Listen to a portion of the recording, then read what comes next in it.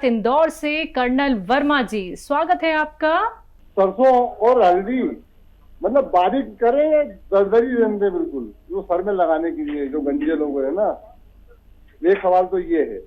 तो दूसरा ये है कि एक फेफड़े की वजह से आदमी को हाथी चलती है और एक दिल की वजह से हाथी चलती, तो इनकी कैफियत क्या है?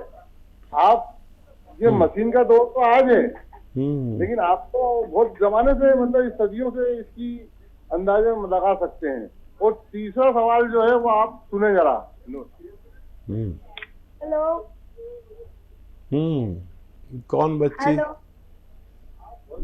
कौन बोल रहे हैं बेटा? मैं शिखा बोल रही हूँ। शिखा? मेरे को है ना गले में ना आवाज वो बैठ गई आवाज। गला बैठ गया, तो उसके लिए क्या लूं? ठीक है। शिखा कितनी उम्र है? 15 साल। ठीक है। मेथी का दाना आता है, इसको पाउडर बना लें और 2 चुटकी में जितनी मेथी आए 1 गिलास गर्म पानी में मिक्स कर लें और 1 चुटकी में जितना खाने का सोडा है वो भी मिला लें। अब ये पानी खूब गरम चलता हुआ, जितना भी आप गर्म पी सकती हैं, चुस्कियाँ लेकर पीजिए। ये आप अभी से लेना शुरू करें और आजकल तक आपका फायदा होना मुमकिन है।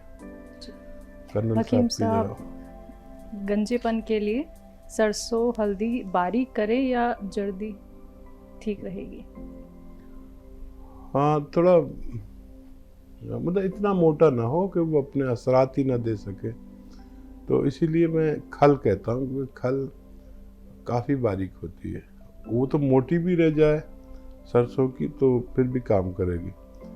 तो अच्छे से कूट लें जितना भी बारीक हो। और हल्दी तो आप देखेंगे कि बारीक होना बेहतर है। और ये और बात है कि आपके यहाँ ये खल नहीं मिलती, लेकिन हमारे दिल्ली यूपी में ये सरसों की खल मिलती है और सीज़न अभी गया है और काफ़ी दवाओं में ये खल डलती भी है एज ए दवा। हमारे यहाँ वैसे इसको जानवर खाते हैं, उसमें उनकी सानी करते हैं ना, उसमें काफ़ी मात्रा में डालते हैं जिससे खूब दूध पैदा होता है। इस खल को अगर हम पानी में ऐसे डालते हैं तो पानी सफ़ेद दूध जैसा हो जाता है, तो उनकी सानी भी दूध जैसी हो जाती है। बारीक हो तो बेहतर है लेकिन आप इसे इस्तेमाल करें, फ़ायदा उठाएं। जी, और एक और सवाल था, फेफड़े और सांसों की जो समस्याएं होती हैं उसके लिए इनका एक सवाल था कि कैफियत कैसे पता चले? अच्छा देखिए, फेफड़े की अगर परेशानी हो तो कभी खांसी, कभी बलगम, कभी छींके, इसके लिए दवा लेनी पड़ती है आदमी को। और वो ऐसी कैफियत है कि बैठे बैठे भी परेशानी और चलने में भी परेशानी, ये एक सूरत हाल है। और अपनी कैफियत डॉक्टर से भी अच्छी मरीज़ जानता है। तो मरीज़ जो है वो डॉक्टर भी उससे पूछता है कि खांसी आती है, फिर वो लगाता है, चेक करता है आवाज़ तो नहीं आ रही फेफड़े से, तो एक आवाज़ भी आती है फेफड़े से।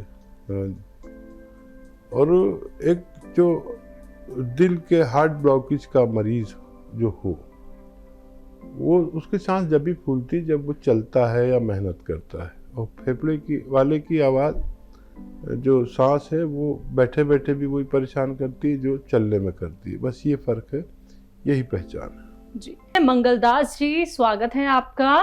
एक तो मैंने पूछा था जी, गोड्डो जो घुटना है इसके ऊपर सुनपात रहती है, सुनती है, मतलब कई सालों से है, वो कैसे हो गया उसका जी? ठीक है। और दूसरा नंबर मैंने आपसे पूछा था जी कि गठिया और हार्ट ब्लॉकेज में ये दोनों नुस्खे एक साथ चल सकते हैं या नहीं चल सकते? गठिया में तो खट्टी चीज को परहेज है और इसमें खट्टी चीज है, जो तीनों चारों नुस्खे खट्टे हैं, तो इसमें दोनों एक साथ चल सकते या नहीं चलते? ठीक है। अच्छा, तीसरा क्वेश्चन है जी कि गर्म पानी पीने से वजन कम होता है, तो जैसे आप बताते हैं कि गर्म पानी पिया करो, जैसे मंजूर आर केयर है, मैंने वो बना रखा है, तो मेरे को ये लोग बोलते हैं कि आप कमजोर हो रहे हो, तो क्या उससे वजन कम होता है क्या उसे गर्म पानी पीने से? हाँ, वजन कम होता है गर्म पानी पीने से, पैदल चलने से, खुराक कम करने से। और ये गर्म पानी हमारे इंडिया में तो आप और हम ही पीते हैं, गैर मुल्कों में पूरी पूरी कौमें पीती हैं। और ये पाया गया एक रिसर्च के दौरान कि गर्म पानी पीने वालों की ज़िंदगी लंबी होती है बनिस्बत जो लोग ठंडा पानी पीते हैं। यहाँ तो लोग फ्रिज और यख पानी, बिल्कुल मैं भी कभी पीता था।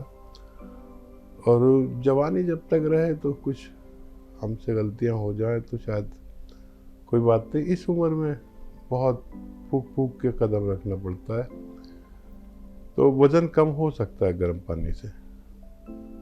और लेकिन जिस्म बहुत अच्छा होता है।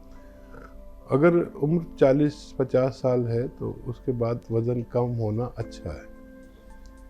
और देखिए, जो नुस्खा आपने पूछा है कि एक ठंडा है एक गर्म है, जब हम किसी ठंडी चीज़ को परिवर्तित करते हैं गरम में तो उसमें कुछ चीज़ें गरम मिला लेते हैं। जैसे सिरके की बात आपने की, तो सिरका अगर किसी को ठंडा लगता है तो उसमें लहसुन और अदरक का जूस मिला के इस्तेमाल किया जा सकता है बराबर बराबर वज़न में।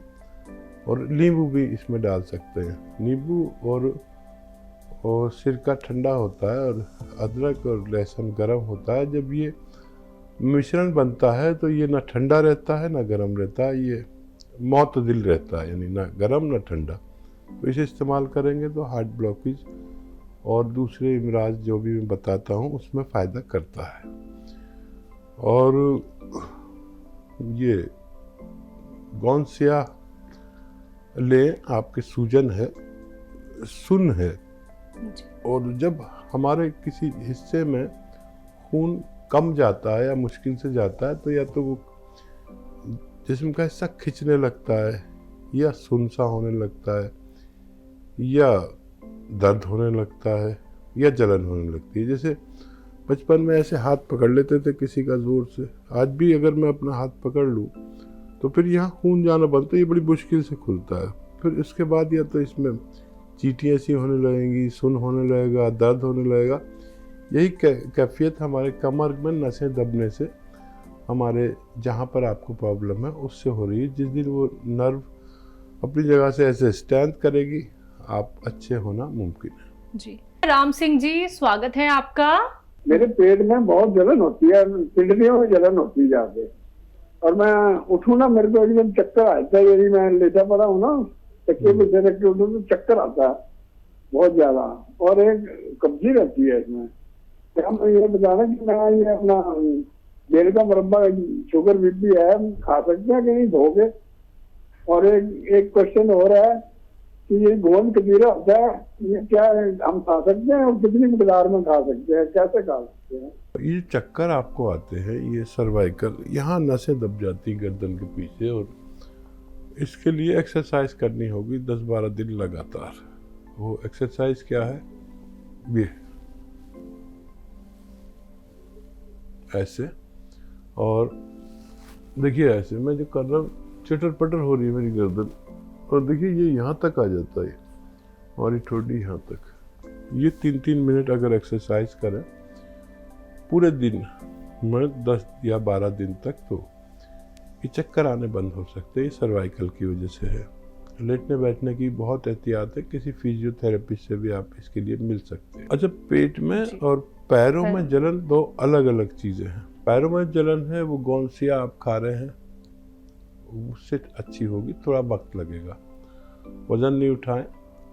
और पेट की जलन के लिए अगर बेल का मुरब्बा आप ले ही सकते हैं, और 1 चम्मच ये जो कैस्ट्रॉल ऑयल यानी अरंडी का तेल है सुबह को पिया करें।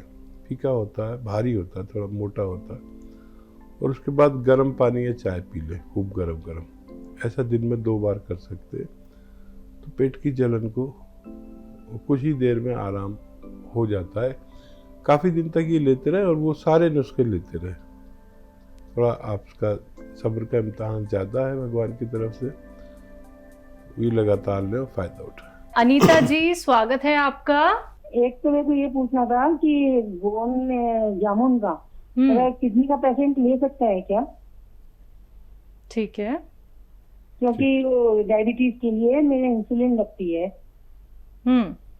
इसलिए मैं पूछ रही थी कि डायबिटीज मेरे को किडनी की भी प्रॉब्लम है तो ले सकती हूँ या नहीं। और एक ये बात पूछनी थी मैडम कि ये मेरे हस्बैंड को जो है ना यूरिन जब जाते हैं तो अगर एक ड्रॉप भी गिरती है तो इतनी गंदी स्मेल आती है, इतनी गंदी स्मेल आती है, उनको बार बार आती है और बहुत थोड़ी थोड़ी आती है। ठीक है। और एक ये बात पूछनी थी मैडम कि एक तो गोंद का ये जामुन का गोंद ले सकते हैं या नहीं, और एक मेरे प्रोटीन लीकेज है मैम, तो उसके लिए कोई दवाई? किस चीज के लिए? ठीक है। प्रोटीन लीकेज है, यूरिन में प्रोटीन जाता है। अच्छा, आपकी और उम्र कितनी है? उम्र मेरी 63 है। अच्छा देखिए, ज़रूर ले सकते हैं, और ख़ास तौर पर जिनको प्रोटीन लीकेज है और डायबिटीज़ भी है, इंसुलिन भी लगता है, वो लोग ले सकते हैं। इसमें ये भी सलाहियत है कि प्रोटीन की लीकेज को कम करते करते बंद कर दे। ये एक बहुत बड़ी बीमारी होती है, पता नहीं आप समझते हैं या नहीं।